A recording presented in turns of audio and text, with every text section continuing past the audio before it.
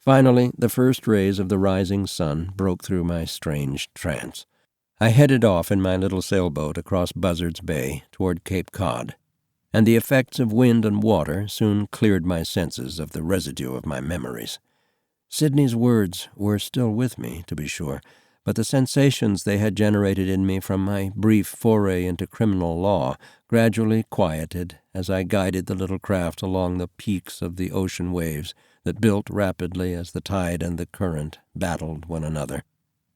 2 hours later, I headed back across the bay to find my friend and sailing partner, for to race these little boats takes a crew of 2. And as we sped along that afternoon, as always vying with 1 or 2 other boats to stay out of last place, I took note of the coordinated efforts we made at bow and helm, at the smiles and wisecracks and nonsense that make up friendship.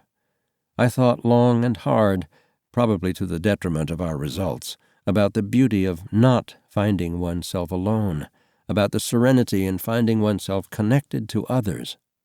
As I sat at the helm, maneuvering the boat against other pairs of friends toward the finish line, I thought about what I had learned from Sidney's story, a story about sometimes being too connected and sometimes being too alone. It's important, my mind rambled on, to be able to be alone, to be at peace with oneself, and to maintain one's integrity, even in a crowd.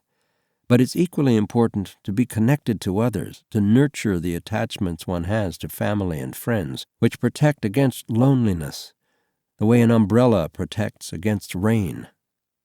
The challenge, I said to myself, is to be able to do a good job of being alone and a good job of being together. 2 very different skills indeed. The other challenge, of course, is to keep your eye on what you're doing. I didn't, and we lost the race. But you know what? When we got to the bar and had a beer with the other pairs of friends in the race who'd beaten us, it didn't make any difference at all.